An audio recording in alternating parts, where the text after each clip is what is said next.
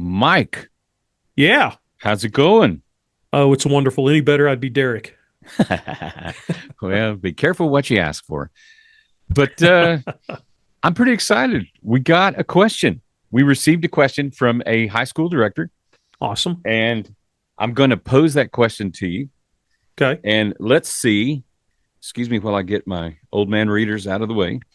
Let's see what happens.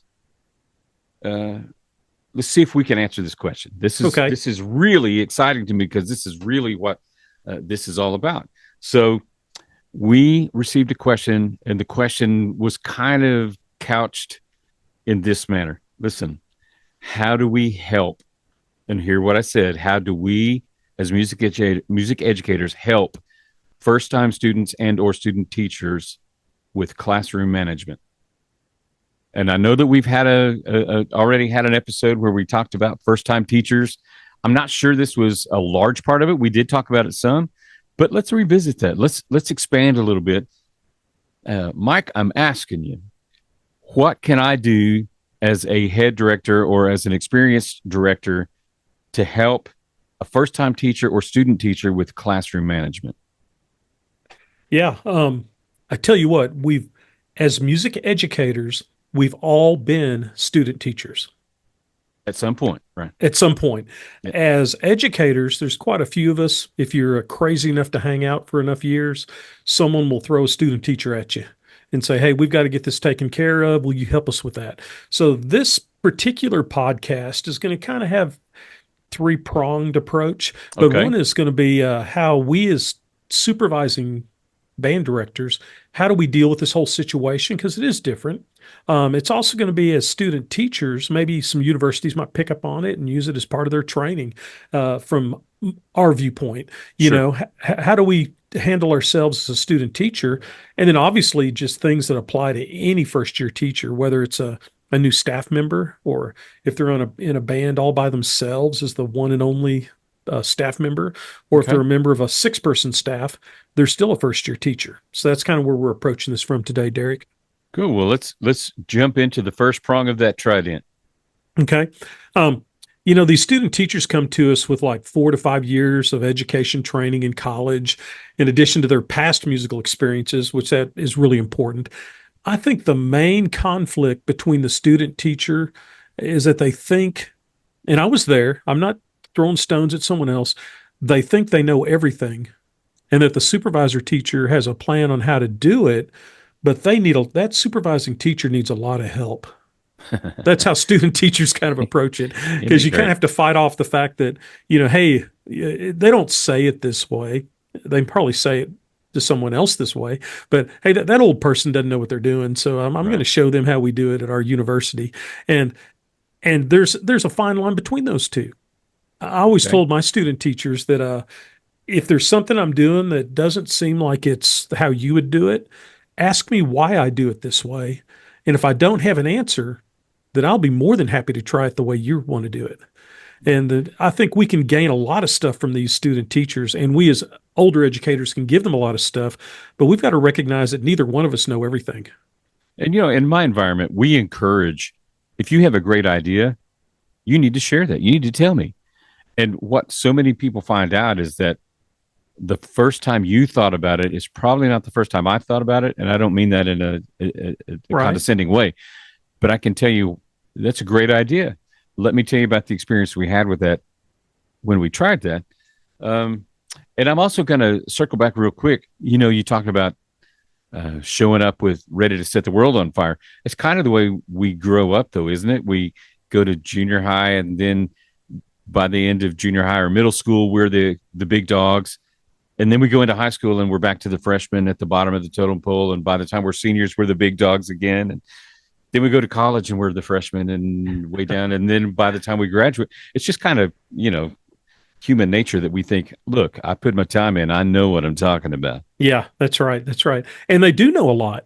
They really do. And I fell into that category. Um, and I think it's really interesting for me. I've had about 35 plus student teachers in my Wow. career. Sometimes I'd have three at one time because we have three smaller universities here in Abilene. And so sometimes I'd get one from each university. And Okay. it was really kind of like having three extra staff members. But I found quite ironically that very little problems occurred because of music pedagogy. Okay. Almost none. It was Okay. never a fact of, I think we can do this trumpet class better. It all came down to how to handle students, how to handle classroom management, how to relate to other staff members. How do we make ourselves part of this particular faculty? Because, you know, they're only here for a few months as a student teacher, and we want that to be a good experience. We want them to gain things to go out. But isn't that interesting how it has so little to do with music? Right. Because the at the university level, they don't have a lot of time. I'm not throwing them under the bus, but they don't have a lot of time to discuss a lot of classroom procedure because they're under the gun too. You know, where it's like we Right. got to get these kids ready to play and get all their credentials set up and so forth. So I always find that quite ironic. So a lot of this, what I'm going to talk about, has nothing to do with music pedagogy. Right. Okay. I'm in total agreement so far. Okay, so the first thing we do, I always sit down with them before they start, before the first day, not on the first day, but sometime before we find a time, and we're going to discuss some items. And almost every single time they kind of fall for this little shtick I have set up, you know, because they come in and they'll say, "I'll just wait for a second." They'll go, "Well, my supervising college professor said you'd have a handbook for me for your school or how you handle student teachers." And then I would make a big production. I'd turn, go to the file cabinet, open it up, and I'd pull out one single sheet of paper. And the sheet of paper in really big print said, "Don't touch the kids, don't touch the money." And then I'd say, "Okay, we've got this blunt part out of the way. Now let's talk about what I mean by that." Then I'd put it back in the file cabinet, get out the real handbook, and hand them the real handbook. But I think that always made an impression on them that those two items are kind of important. Okay, so we want to discuss with them quite, you know, convincingly, talk about their interaction with students, and also never to handle any of the money, including read sales, fundraising. They never, ever touch the money. They're only here for 2 months. And I tell them that because I say, I'm not saying that because I don't trust you. I mean, I'd give you money out of my wallet and say, "Can I have that back next week?" And I trust you wholeheartedly. I just want to be in a situation to where if some money disappears, that you've got plausible deniability. It's Right. like, "No, I never touch the money." You're exactly right. You never touch the money. So you can't be held for that. So we teach them how we're going to do fundraising and we teach them how we're going to handle our funds. But I think that's a really important moment is with fundraising. Okay. Okay. That's a great point. The other part of that is, and correct me if I'm wrong, they're not employees. They're not employees. They're not employed by that school district. They should not be in a position to be held accountable. Yeah, they shouldn't have access to a safe or money boxes or keys because they are not an employee. They're kind of in purgatory. Yeah, we get it. We get it. But I'm saying this to their advantage, to their benefit. Stay, you know, keep yourself in a safe place. Maybe that's it. Yeah, but for those student teachers, our future student teachers that might listen to this, or educators that are supervising teachers at their campus, you need to tell them what's going on because they're just here and they want to help. So if some little kid comes up and goes, "Hey, here's my $150 fundraising money. Can you give this to Mr. So and so?" What are they going to do if they don't know better? They're going to take it Sure. and they're nothing nefarious. You know, they're just going to take it and then said, no. I'd always tell them, said, if they try to hand it to you, just say, "Oh, I don't do any of the money stuff." You need to give that directly to one of the band directors Right. or whatever system you have in place. Okay. Okay. The other one is always a little more touchy, but you know, it's kind of difficult to talk about, but it has to be talked about. Interaction with students. They've got to be professional the whole time. I always tell them, do not be a friend to any of the students. Even though they're fairly close in age to the students, they might listen to the same pop music, they might have the same interest, they might listen to the same podcast or whatever. But there's never a time, and I know this sounds really kind of over the top, I tell them never have a conversation with a student, one student, that's not musically centered. We're not going to talk about cars. We're not going to talk about movies. Even we're not going to joke because you're only here for 2 or 3 months, and you're just all I can see coming from that is very little good Right. and a whole lot of bad because a lot of it is sometimes things can occur, I suppose. Things have occurred, but also just the impression, the overall impression. Well, the student teacher, he talks to that one kid every day for 10 minutes before class. And it starts, and maybe nothing's happening, but it certainly makes an impression on the other kids where they're thinking, well, they're a little too close. Okay. And I hate to say it all that way, but they have to be very distant and Well, Mike, professional. I'm going to jump in because I'm going to say it more bluntly than that. Okay. Thank you. Perception is reality. Yeah. Yeah. It doesn't matter what you thought the relationship was like or what was going on. If somebody turns around and says, "Well, they obviously liked me. They keep coming to me and having conversations," their perception is their reality. Hmm. Don't put yourself in the position of having to explain away your side. Yes. Because if a parent comes to you as a director and they might interpret it as grooming. Right. It's I a mean, I hate lose to, lose. There is no it's a win in lose this. lose, man. And never find yourself in a conversation with one kid. Don't, if you're at Starbucks at the same time, don't sit at the same table. Just a hello is fine. Say, hey, can I talk to you a little bit? And I always tell my student teachers, just tell that student, so, no, this isn't the time. Right. And then if anything else, as a student teacher, grab your coffee and go, flee, Right.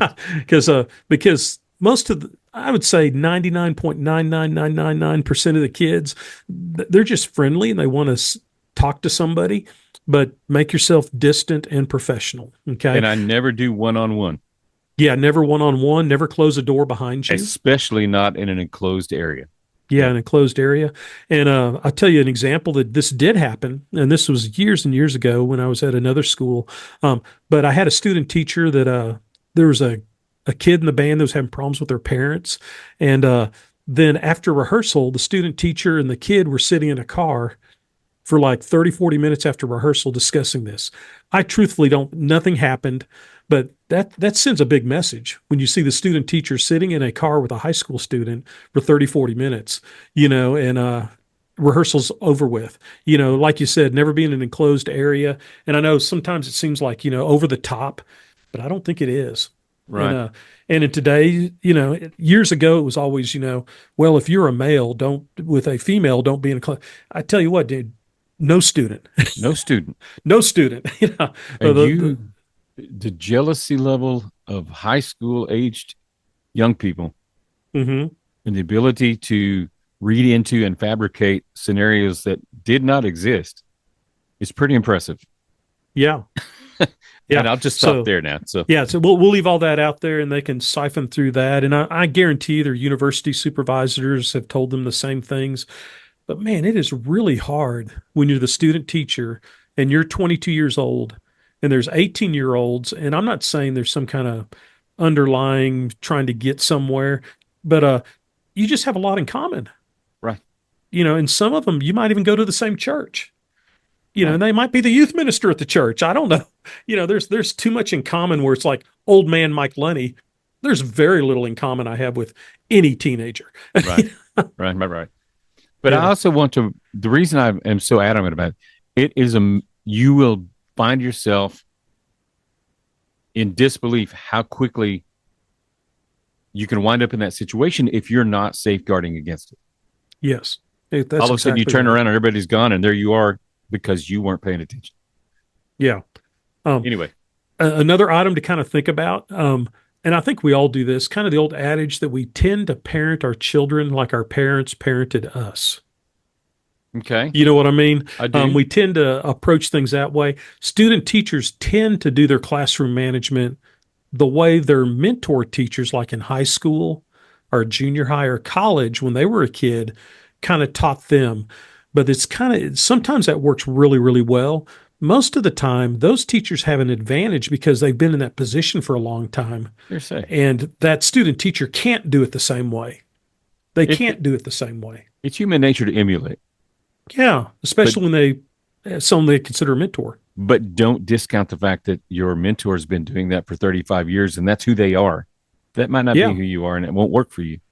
yeah. So, a student teacher, if they get frustrated working a class and they start to raise their voice, I'm not saying like yelling, but they start to raise their voice and get a little more aggressive, that'll be perceived as really weird. by the class. Where if Mr. Lunney raises his voice a little bit, because I don't pull that card very often, Uh, but if Mr. Lunney starts to raise his voice, then they're like, "Oh, we better pay attention." They don't have the same relation because it's like we talked about in another podcast, 1,000 points of relational, you know, touch, right, right. where it's like they understand where I'm coming from because I'm their teacher every day. Student teacher, it's best to keep things in a box. We're not going to get super excited about something as far as aggressive, but we're also not going to get super lenient, but we have to stay within that box that the kids will respect. Okay. Okay. That's a good point. But Um, you're Go kind ahead. of leading me down if you're not ready to talk about this yet, tell me, but it almost sounds like as a student teacher, I need to remember that I am a student teacher. I am not their director. I am not the head director. I am not the guy that has created the standards, the guidelines. Is that overstepping? No, no. They need to understand that they are pretty much a substitute teacher Okay. relationship. They don't get the ability to decide their own discipline plan because Okay. they'll have in their mind exactly how they want to discipline a student. But I sit down with them in this conversation and say, this is our discipline plan here at our school, and you need to follow this to the letter. And then if you run into a dead end or a problem, then you immediately come to me. And then anything above the discipline plan becomes Mr. Lunney's problem. I don't expect you to be fed to the wolves, but I don't expect you to just all of a sudden say, okay, you need to run 3 laps. What? That's not our discipline plan to run 3 laps. Well, that's what we did in high school with Mr. So and so. We would run laps or do 20 push ups because a mouthpiece hit the turf, So, and that works. If that was part of my discipline plan, it'd be great. But you But it's just not. can't, on the spur of a moment, just go, we're going to do this. What? We're going to all put up our horns and sit down on the floor and be silent. What? So that's kind of what I'm getting at. They'll decide to do discipline in the way they were disciplined or they received consequences. I And that also presents a whole plethora of problems. maybe it might make it more palatable for you what we're saying if we you as a student teacher need to remember that this is a stepping stone for you in your journey. Yes. You are not staying here for a long time. You are here to gain real world experience, to observe, to participate as much as but the head guy, the guy that's been there, he's invested in this. This is who he is. Yeah, this is our life. This is his group. This isn't a chapter. Right. This is Yeah. not just something that he has to do so you can graduate. Yeah. And this is really blunt, but I think it's important. I would always tell my student teachers that, you're planning on working, right? You're planning on getting a job. Okay. Said, I hope already you know where you're realize, going. said, I hope you realize that the first person they're going to call is probably your college director. And the second person they're going to call is me. So you're going to do things the right way because I have a pretty wide network of people. And I'm not going to lie about you, but I'm going to tell them what you did here. If you don't do things the way I want them done, that sounds blunt, but I grew up with an Air Force dad as a sergeant. Said, if you don't do things the way we want them done, then they're going to know about that. Right. I'm going to tell them, said, I told you what you were supposed to do. You didn't do it. Hire him if you want to. The truth Said, but I can be wouldn't hire pretty him. damning. Ken. Yeah, said, I wouldn't hire him. If I had an open position, I wouldn't hire this young person because they don't follow direction and they're a loose cannon. So that's a blunt talk. But it sure gets their attention because they think that it's just a chapter and we're just going to be here 2 months. I tell you what, that supervising teacher thing hangs for about a decade until they kind of make their mark in the career. So they've got to be careful with that. And I make Okay. sure they understand that, that I'm not out to get anybody, but if you don't do things the way we want them done, that's going to be in the packet of the recommendation letter that you're going to ask for. And a recommendation letter from Mike Lunney simply says the truth. Right. And the truth is what's happening, Right. And So, I don't have to embellish the truth. It is the truth. Yeah, I don't have to embellish the truth. This is what happened. The other thing to tell them, and these are all trying to get things where we've got a nice foundation and a platform. I make sure to tell them I'm going to communicate with your university supervisor at least every other day, whether an email, a text, a phone call. So please don't try to play mom against dad. Right. that you're telling them one thing and they're telling me this, and my supervisor at the university said I was supposed to be able to do this.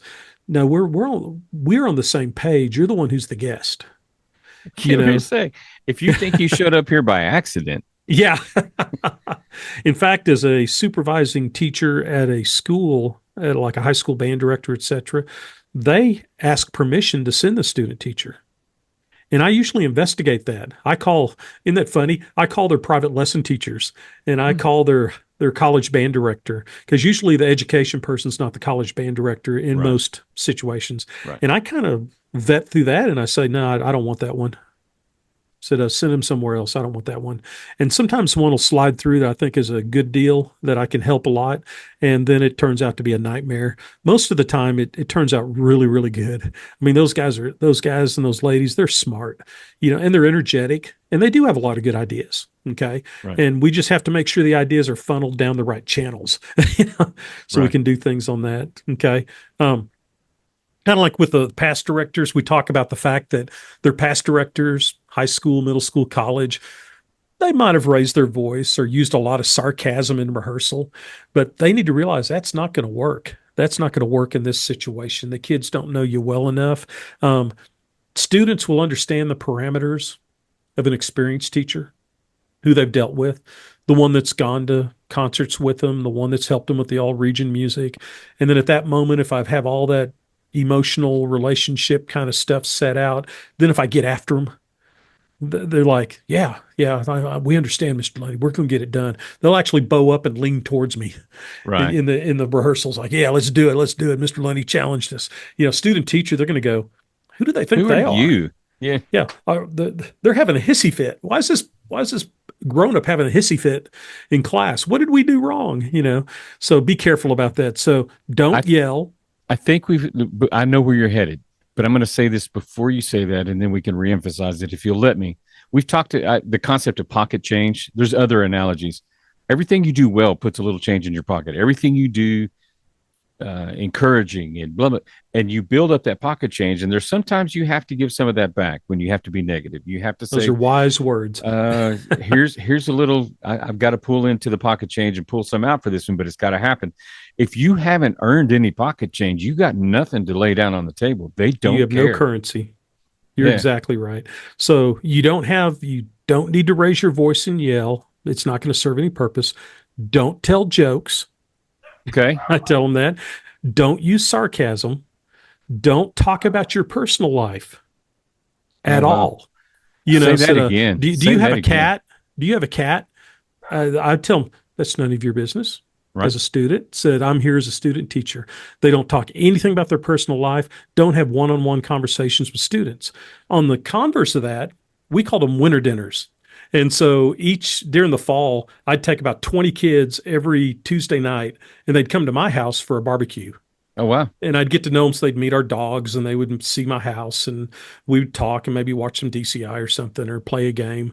And we called them winter dinners. So for me, it was the opposite because this is a novel, man. We've got to figure out where all these kids are. As a student teacher, you don't have that ability. You're not going to reach those kids at that level. And that's hard sometimes because many student teachers, they go into education because they love kids and they want to do well and they want to be the cool one. We all do. Yeah, and they have more apt ability to be the cool one because they are a lot cooler than Mr. Lunney. Mm-hmm. They're on the latest topics and stuff. They know what sigma means and Riz, and I they did know all not know where you were going. they know all What? the slang. They know all the slang and they know how to use it properly. And I'll use stuff like that just as a joke. And the kids, Right. like when I go there, they look at me like, "Did he just say sigma?" And so I'll just leave that part at that. And that's kind of the brutal But the do me a brutal part favor of before addressing we your leave student it there. teacher. Okay. Go Yes, back sir. through those because I think you heard my furry overlords in the background there. But go back through that list. Don't yell. Hmm. Help me. Oh, don't yell. Don't tell jokes. Don't use sarcasm.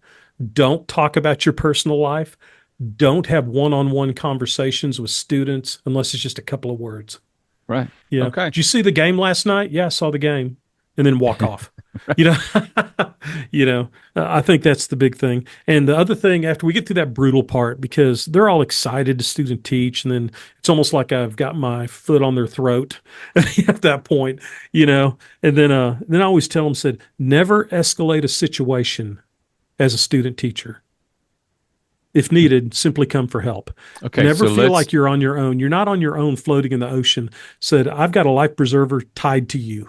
You've got a life vest on, and I've got a rope tied to your life vest, and I'm here to help you. Don't escalate a situation. stop struggling, relax, come get me. Yeah, yeah.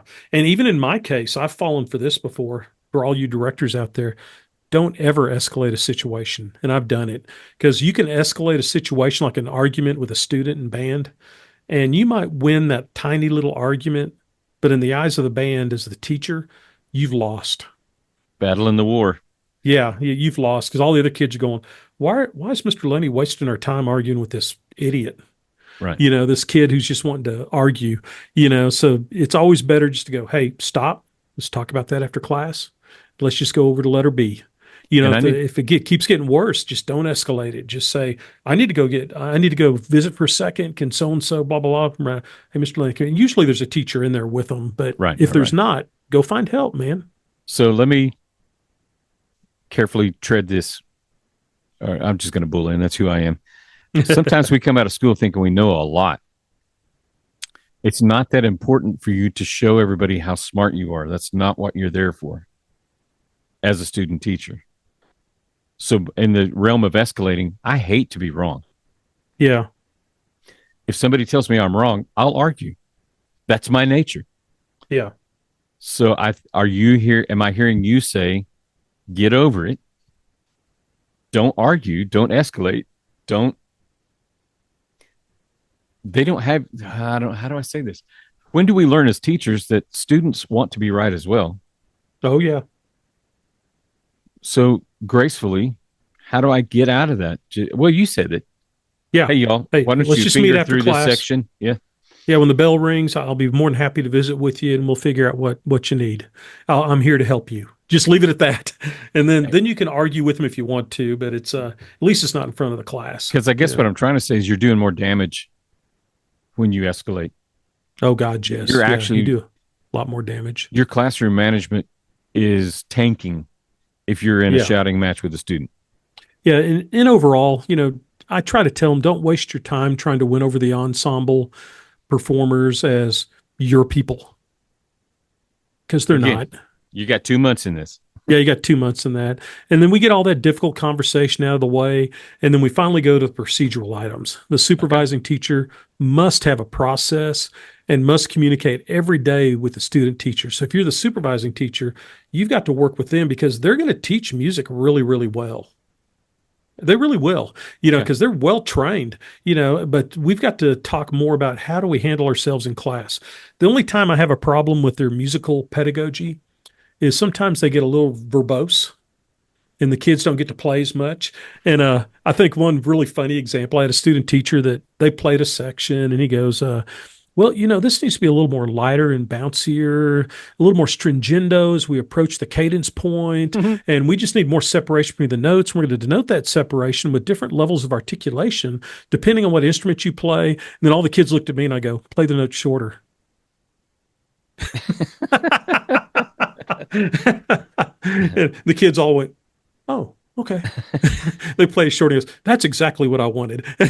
But we've also, but I understand. I've been there. I'm still there sometimes. we've had this conversation though. If you don't spell that out as the supervising teacher, why would you expect them to understand what you're expecting from them? Yeah. And with the student teacher in classroom with those things, I would always do it with 3 fingers. So I'd be in back of the band and they'd be talking. I'd go, all right, let's play. Right. That was the signal that you've talked enough. Let's go ahead and play, just to kind of get them used to the routine of how you actually have to do an ensemble in high school is a little different than college. It's a little bit different. You're teaching kids how to play their horns and be good human beings. In college, a lot of them, you're teaching them how to be band directors. Right. So you do need to go into depth. and tell them why we're doing it a certain way. Not so much in high school. I'll probably take flack for saying that. In high school, we're teaching them how to perform. We don't need to go on a 30-minute lecture on Dvorak. It'd be good to address some things if you're doing New World Symphony, but Right. you don't have to spend, discussing the plagal cadence versus whatever and go into the music theory, because they do know that it's really cool, but the kids don't have as much interest. Okay. And, those student teachers might have holes in their training. So we kind of look for that musically, but usually they don't have any holes in their music training. The holes are in the procedural items. Okay. Right.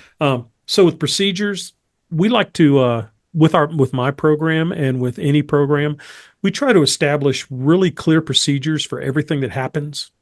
Especially with student teachers, the class you're going to give to them first is usually not your top wind ensemble. It's usually Right. not your marching band. Here, do the marching band for a day. Usually it's a beginning clarinet class or a second junior high band or whatever. So we've got to, how do they enter the room? Take time to practice this procedure with them. Okay. So, okay, kids, we've entered the room. It was really noisy, and I want you to go back outside and line up, and then I'm going to go to the door and let you in. And this time when you come in, it needs to be quiet. And so they'll do that. And are they going to be quiet? They'll be quieter. And then you have to Quieter. practice it again. And then you Right. do it again until finally they realize that this is what our procedure is. Where do their backpacks go? Because kids will just walk in the door and go, whew. You got backpacks hanging off of everything. Okay. Where do their cell phones go? Where their cell phones go. So they need to know what this policy is. Where do they place their cases? Which cases stay on the shelf? Which come to how much time do they have to get to the setup? Because kids will we all take our time. It's hard sometimes to get church started because everyone's talking in the congregation. Right. And they have to kind of shout them down to get church started. I used a timer and it went up on the board and it would time, they could see, you got 3, 259, 258. And at the end, it would go to the rhythm exercise. It would show it on the board and we'd start. Okay. So just have it set up like that. I guess just the expectations that, the students will, for the most part, do what they're supposed to do if you actually tell them what they're supposed to do instead of just like stand at the front and go, I don't know what's happening. Okay. Right. Don't assume they know what to do. Yeah. And also, you should assume that they might know what they're supposed to do, but they're seeing if you know what they're supposed to do. Because they're like, I know how we've done things for 3 months, but here's some fresh meat. It's the old Who is substitute this? teacher. Yeah. Yeah, I used to have to, it was kind of cute, but I would always have to get onto my kids at Wiley because we would have 3 to 5 student teachers a year, and they'd always call them student teacher person. I said, okay, guys, we need to learn their names. Hey, student teacher person. That's what they'd call them. That's funny. I was always the Intune dude. When I would Intune go dude. into- Yeah, so you understand exactly what Oh, I'm it's saying. the Intune dude. It's the Intune dude, man. So, I get it. kind of love it. And the student teachers never took offense to, but I'd always go, I know you don't mean anything by that, guys, but their name is such and such. We need to address them by their name, not student teacher dude. And instead on the same thing, if you're doing this clarinet class for 6 weeks, I expect you to know all their names. It better not be third clarinet or, hey, redhead. Right. Hey, goth kid. Hey, Right. you got to know their names. Hey, Mohawk. Yeah, hey, Mohawk. Yeah. Cobra Kai. But we would tell them our order of discipline, and every school does it different. And that's cool. It just has to be the same within your program, that every class is run the same. Right. But our first level of discipline was to just call them out. If they're talking too much, just, hey, Derek, you're talking too much. You've never heard that before. Never once. Hey, Derek, you're talking too much. You need to be quiet in class. We got things to get done, and I'd usually actually do that a couple of times because, I fell into that category as well. I And then- think I've told you about Tom Dillon. Kill him. Oh, Shut up. Yeah.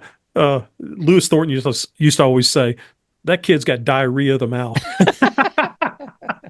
He'd say that to the kids. Hey, Derek, you've got diarrhea of the mouth. Let's constipate that a little bit. It was just a gross enough analogy that the kids all go, oh. But it makes so point. it was kind of a jokey kind of moment, but it was kind of fun. The second level of discipline is for especially younger kids, but even high school kids, take them out of the setup. Okay, take your chair and go sit against that wall and you can take your stand and your horn. You're going to play from back there. If they still cause trouble, then they put up their horn and they turn the chair around and they face the wall and said, "You're distracting from my rehearsal, and it's not fair to all these other guys. And so we're going to go through this procedure. I've already called you out 3 times. Now I'm setting you out of the setup. Now you've screwed up again because now you're making noises back there while I'm talking." And so you go through the whole process. And again, for those who are listening, we're talking the 0.1 percenters. Most of the kids are in band because they want to be, because it's an elective. Okay. Right. And then the fun one, Mr. Derek. If they fail in all that, then they do the assignment for misconduct. Bum, bum, bum. It's like, special victims unit or something. Law and order. Da, da, da, da. You expect to hear the chimes or something. The Oh my God. assignment for misconduct. The assignment for misconduct. The assignment for misconduct is a paper. Okay. This paper is in a manila envelope with a separate sheet of paper that is blank. Inside this envelope is also a sharpened pencil. So the student has no recourse of, "I don't have paper, I don't have a pencil, I don't have anything to write on, I don't know what to do." It's like they know. You say, okay. Right.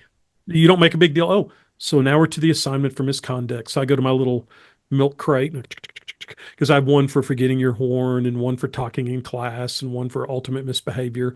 And they fill it out and they sit back there and they just write it out verbatim. Transcribe it. Yeah. Transcribe it. To make it worse on them, I staple it, and they're not allowed to break the staple. So they have to Right. go back and forth the whole time. And it's just enough busy work that it's nothing big and major, but it's irritating on their part. It's just enough that next time if they get set out of the setup, they know what the next step is. So they're like, "I've already blown it. I do Right. not want the assignment for misconduct." And we're going to link those on in the Here, say, Intune. you have Yeah. those where we can share those? Yeah. Rick, the man in the chair, has them, and he's going to put them in there. If you go to the Intune Music link and go to Ask Mike, everything we've done that has documentation that we downloaded is there, and it's called Assignment for Misconduct. I stole it from somebody back in the old days, and I didn't have to use it a lot, but it was really effective. Okay, so if you're driving, don't try to write this down. Yeah. But come back to this point. It is intunemusic.com, intunemusic.com/ask Mike, all one word, all lowercase. And that's where we link all the stuff that Mr. Lunney references and has used, so that you can get a hold of it and use it yourself. Yeah, and plus it's referenced, so if you don't like it, you can argue with me about it. So that way you can download it and then you can Don't be you can scared. argue the points. It'll be like a political debate or something. But we'll kind of figure that out. And I've always found, at least, I don't know, Derek, I want to have your opinion on this. When I was a kid, if I knew I was going to get some sort of consequence, whether dad was going to give me a spanking or whatever the deal was, once you receive the punishment, isn't it kind of a relief? I I would messed agree with up that. and I got punished, and now we start fresh. And Because life is good. I'm going to give you my opinion. Okay. I believe that I think sometimes we act out to get noticed. Yeah. At least I Derek think does. I think sometimes we act out to see if somebody loves me enough to correct me. Mm-hmm. And that sounds silly to say, but I believe that. Oh, no doubt. We call it bumping the line. Do you love me? Yeah. Do you love me? Do you love me? And Yeah. in the right context. I'm Yeah. saying that the relief comes not only because I just think it's comforting to know that somebody cares enough about you to discipline you, whether you admit that or not. Right. And I felt the same way about my administration. If I did something they didn't like, and I'm not saying we do assignments for misconduct for whatever, but if they chew on me and I'm called on the carpet and they tell me how things are going to be, there's a certain sense of relief when that's over with. It's like, Right. okay, and there's a fresh start. Let's Right, do you it. say it's also They've the torn into me and we're good. wipe that slate clean and we're all Wipe it fresh. clean. Yep. Yeah. Instead of letting it fester. Well, they did this and they just made some offhand passive aggressive comments to me. Our band director or student teacher that says, "Oh, so you're not one of the good kids." I've, you know what I mean? Just a real We've passive heard it. aggressive. Yeah, yeah. So you just talk all the time. Do you ever practice your horn? Don't go through all that stuff. That just kids just use it to shoot back at you. Right. So just let them do their thing and just assign consequences because the other 99% are just doing what they're supposed to do. But attacking a child will never win. Yes, that's exactly right. In fact, I'm glad you said that because the big mantra we do is attack the problem, not the child. Right. It's not that they're dumb. It's not that they're rebellious. Some cases I am dumb and I'm rebellious, but with a kid, usually it's just the problem. It's not, let's fix those 16th notes. Not, are you so dumb you can't play 16th notes? And Don't attack the child. It doesn't make sense. I'll also say in the position of student teacher and or first year teacher at this point of your experience, you don't know what's going on in people's lives. You don't know what that kid came, where he woke up, what he did Hmm. or didn't have for breakfast, how he managed to get to school with clothes on. Yeah. You don't know. They might have dressed two of their siblings and fed them breakfast. Right. And that's why they're late to band practice. And then It's here's a student teacher railing on them. But in my mind, I'm thinking, whoa, whoa, back up, back up, back up. right. You That girl just took dresses something two little personal. brothers and takes them to elementary every day before she comes here. So there's a little bit of leniency. There's some grace here. You got to be careful. And Okay. allow for the fact that they have frustrations in their life as well. They're not just Yes. your frustration. Yes. And I really feel like it's more important to establish discipline and procedure than it is to teach music because it's a life skill. I've heard you say that before. Yeah. And if you have a band that's well disciplined, which I don't mean like you're just railing on them, but they have disciplines more that interior, I do things this way because I'm a part of this group. Because it's I'm the right thing to do. self-disciplined. Yeah. It's the right thing to do. Then music has a chance. Right. We've all And seen bands that are just total like I call them feral bands. That's the best band. That's the best band in captivity. I got that quote from Bill Woods. He goes, "That's the best band in captivity." In my mind, I picture like feral clarinet players climbing through the mesquites, looking for a band to be in. He says, "That's the best band I've seen in captivity." And nothing gets done. Until we, everyone figures out that hey, we've got to have some sort of order to what we're doing. Can you imagine a church service where everybody talked at the same time? yeah. uh, and we joke about it, but it's a nightmare when you go into to work a group like that, or a student teacher is Sure. stuck in a situation where they're testing the discipline. They're not testing the student teacher; they're testing the procedure. And if you stick to the procedure, you're going to be fine. Right. The kids will go, "Oh, so we're doing it the same way. All right, Right. guys, So he everybody knows what's shut up. going on. Right. Everybody shut up. We got to play. Go." Yeah. Instead of, "Hey, he doesn't know what he's doing, or she doesn't know what she's doing. Let's go, man. We got fresh meat." You know. And back to your earlier statement, we've said this before. We're actually in the business of creating well-rounded people Yes. more than we are creating music. Yeah, because the music will occur Right. if they're good humans. Only good humans can make good music. Think about that for a second. Hmm.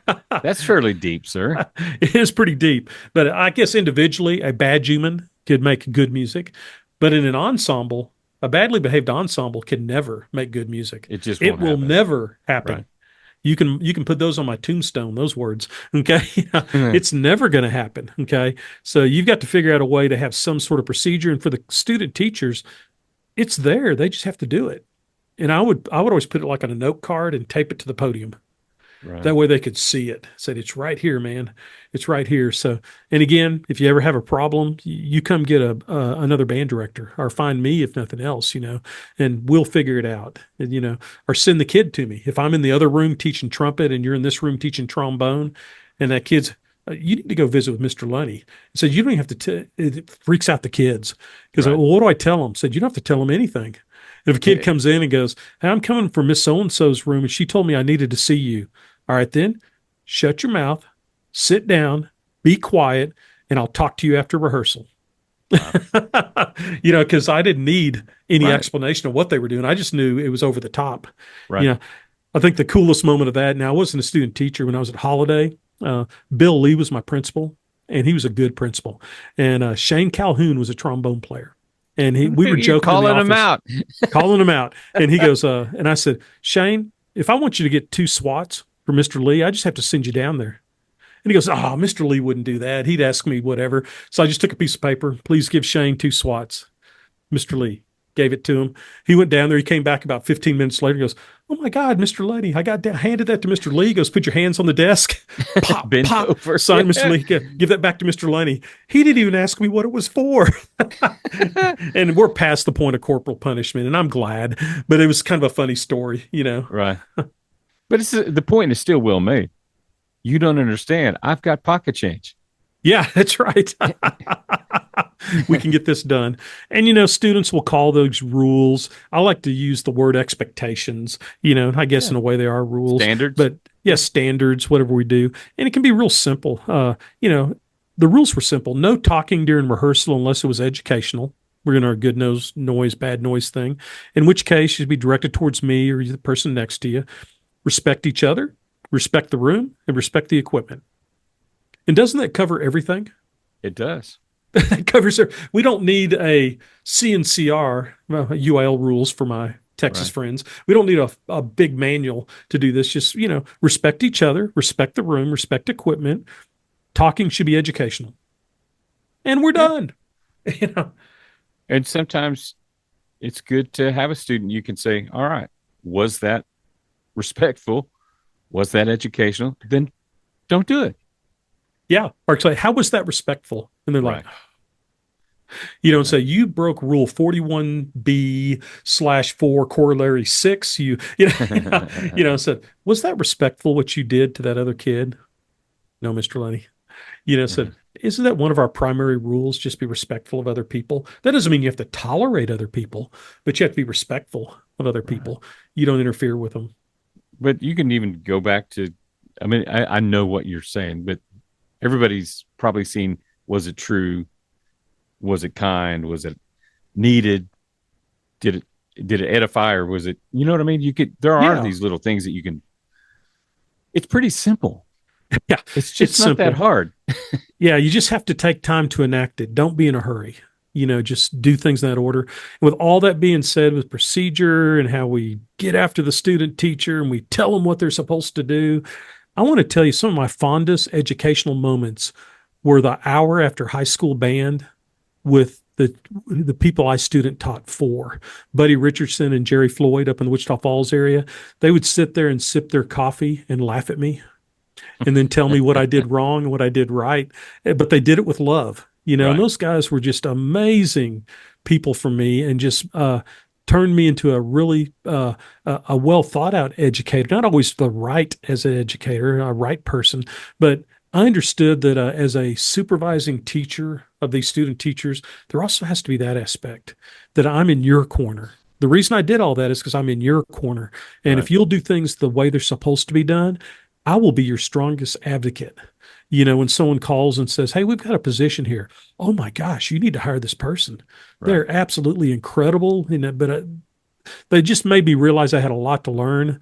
And I strive to do that same thing with all the 35 plus student teachers I had when I was at Abilene Wiley. And when I was at Holiday, I had student teachers. Some of my student teachers later became band directors on my staff.